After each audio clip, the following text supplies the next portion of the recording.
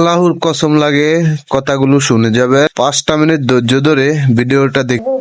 হাসরের দিন বান্দার হিসাব কেমন হবে? ছাত্র যখন হুজুরকে প্রশ্ন করলো, হুজুর হাসরের দিন বান্দার হিসাব কেমন হবে, তখন হুজুর মুখে প্রশ্নের উত্তর না দিয়ে ডাইরেক্ট প্র্যাকটিক্যালি ছাত্রদেরকে বোঝালেন। কত সুন্দরভাবে ভিডিওটি দেখলেই আপনিও অনুতপ্ত হয়ে পড়বেন, আপনারও এহসাস হয়ে যাবে হাসরের বিচার কেমন হবে। আর সেটা কিভাবে বুঝাইলেন ভিডিওটি সম্পূর্ণ দেখেন।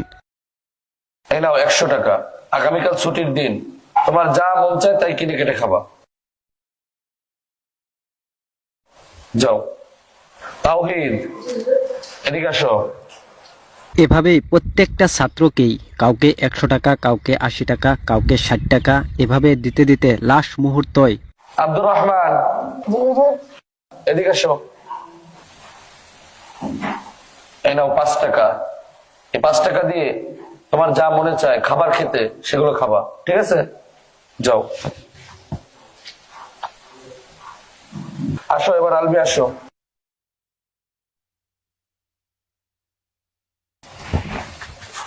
এই নাও 1 টাকা। 1 টাকা দিয়ে তোমার যা খুশি, যা খেতে মন চায় তাই খাবে।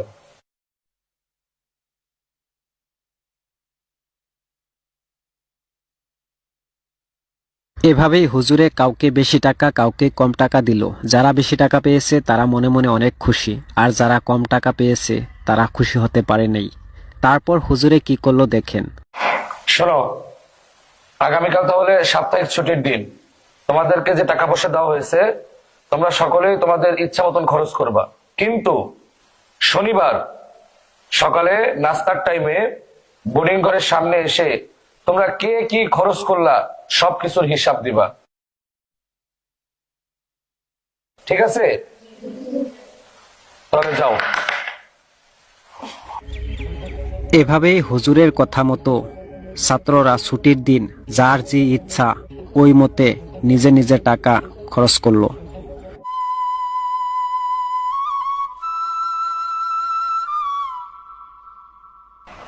একটা একটা চকলেট দেন।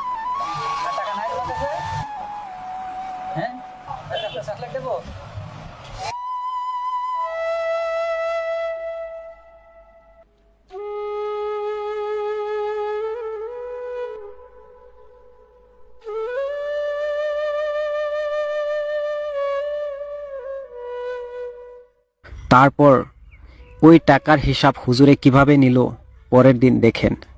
রিফাত, গতদিন যে তোমাকে টাকা দিয়েছিলাম সে টাকা কি কি খাইছো বলো? 100 টাকার হিসাব দাও।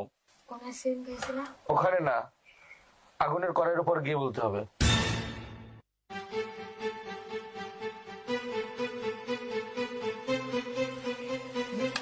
আগুনের কড়াইতে। দাঁড়া দাঁড়া, জুতা খুলে, জুতা পরে না, জুতা খুলে গিয়ে হিসাব দাও। হ্যাঁ হ্যাঁ, জুতা খুলে উঠো উঠো উঠো উঠে এবার হিসাব দাও। কোন আইসক্রিম খাইছিলাম? একটা জুস খাইছিলাম, এক বিস্কুট খাইছিলাম, দুটা কাঁচা খাইছিলাম, একটা বিস্কুট খাইছিলাম। হ্যাঁ, যাও যাও, এখানে গিয়ে পানিতে তাড়াতাড়ি পাও দিয়ে ফেলো, পাও দিয়ে ফেলো, ঠান্ডা করো। তাওহীদ, তোমাকে 80 টাকা দিয়েছিলাম না, তুমি 80 টাকার হিসাব দাও। ওই আগুনের কড়াই থেকে হিসাব দাও।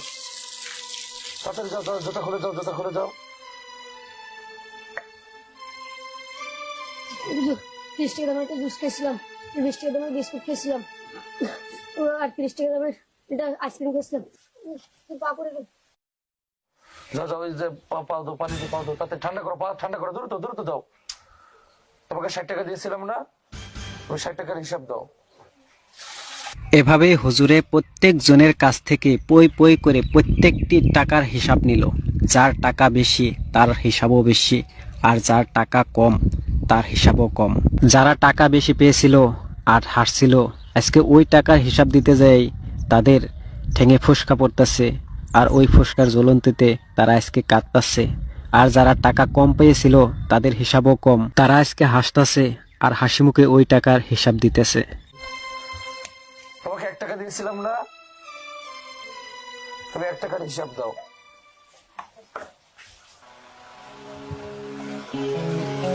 একটা দিয়ে একটা চকলেট খাইছিলাম। যাও যাও যাও, তাড়াতাড়ি ঠান্ডা পানি লাগাও, ঠান্ডা পানি লাগাও। লাগবে না? লাগবে না, এদিকে এসো। তোমার প্রশ্নের উত্তর পাইছো? জি হুজুর। এটা মাত্র হাসরের বিচারের নমুনা। এই দুনিয়ায় মানুষের অর্থ সম্পদ যত কম, তার হিসাব তত সহজ।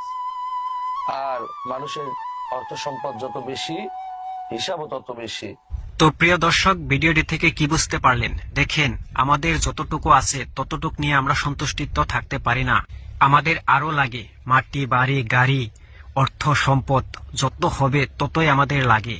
কিন্তু আমরা একটা কথা চিন্তা করি না, যে একদিন হাসরের ময়দানে আমাদের প্রত্যেকটা অর্থ সম্পদের হিসাব দিতে লাগবে পই পই করে। তাই বলি, নিজের যা আছে তা নিয়ে সন্তুষ্টিত থাকেন। রিজিকের মালিক হলো আল্লাহ, আল্লাহর উপর ভরসা রাখেন।